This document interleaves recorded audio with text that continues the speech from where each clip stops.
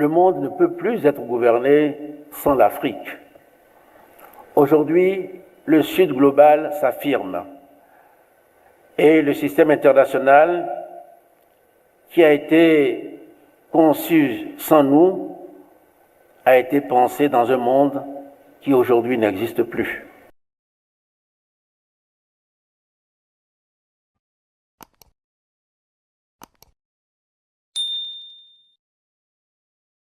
Merci. Merci à vous tous. Madame Francia Elena Marquez Mina, vice-présidente de la République de Colombie. Monsieur le Président de l'Assemblée nationale, Monsieur le Président du Sénat, Mesdames et Messieurs les présidents des institutions de la République, Mesdames et Messieurs les ministres des pays du continent et des Caraïbes, Mesdames et Messieurs les membres du gouvernement togolais, Madame la Présidente du Parlement de la CEDEAO, honorables députés à l'Assemblée nationale, Monsieur le représentant du Président de la Commission de l'Union africaine, Madame la gouverneure du district autonome du Grand Lomé, Mesdames et Messieurs les chefs de mission diplomatiques et consulaires, ainsi que les représentants des organisations internationales accréditées au Togo.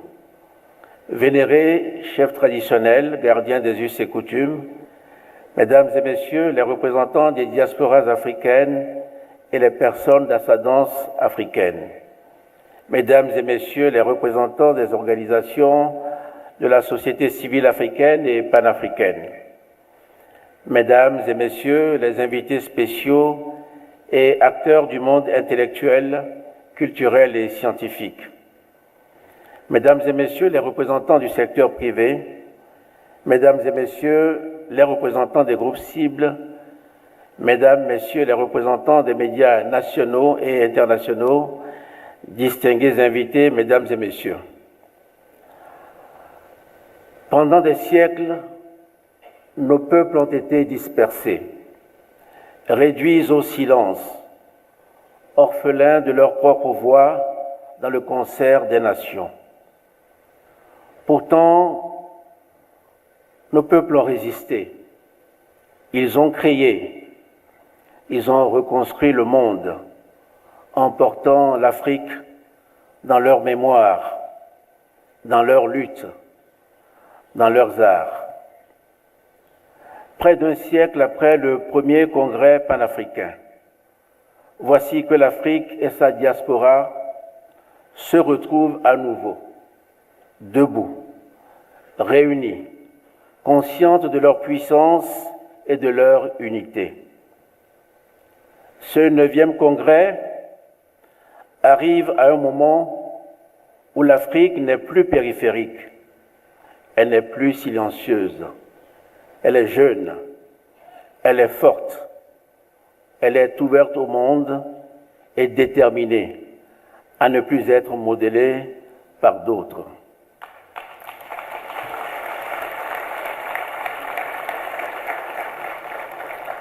Ce 9e congrès n'est donc pas une commémoration, c'est une réaffirmation, c'est une reconquête, c'est un tournant. Car jamais, jamais depuis les indépendances, notre destin collectif n'a été autant entre nos mains. Jamais notre voix n'a été autant attendue. Jamais nos choix n'ont eu autant de résonance dans le monde. Je vous souhaite donc à toutes et à tous la bienvenue à Lomé, un lieu d'ancrage, de mémoire et de projection. Un lieu où l'Afrique parle pour elle-même et décide d'elle-même pleinement. Pour ouvrir ce rendez-vous avec nous-mêmes et avec notre avenir, je voudrais partager avec vous 5 observations. Ma première observation, c'est que le renouveau panafricain est une nécessité stratégique. Car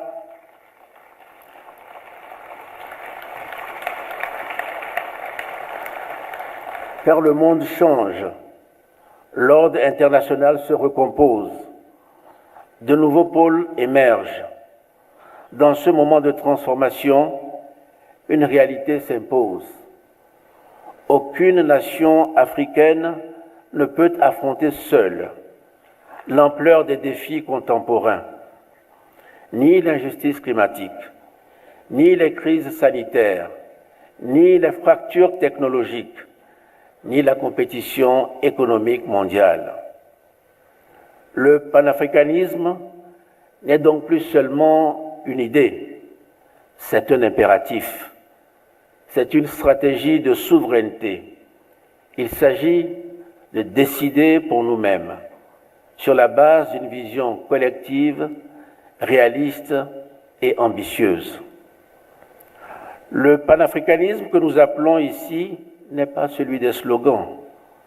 C'est un panafricanisme pragmatique et exigeant. Un panafricanisme qui unit nos peuples, nos cultures, nos marchés, nos savoirs. Un panafricanisme capable d'agir dans un monde qui, lui, ne nous attendra pas. Ce congrès doit réaffirmer une conviction simple. L'Afrique ne peut plus se contenter d'être spectatrice. Divisée, elle sera vulnérable. Unie, elle sera forte.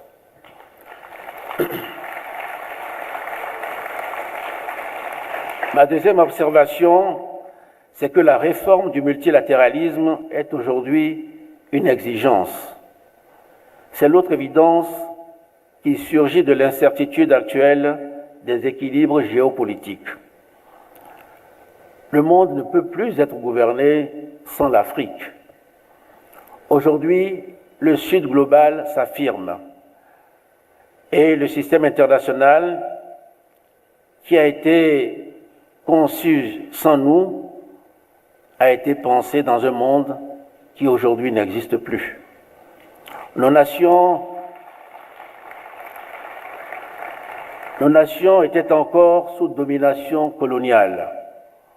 Nos peuples n'avaient pas voix au chapitre. Et aujourd'hui, un continent de 1,4 milliard d'habitants, qui représente 28% des États membres de l'ONU, et bientôt le quart de l'humanité, n'a toujours pas de siège permanent au Conseil de sécurité. Ce n'est pas une anomalie, c'est une aberration.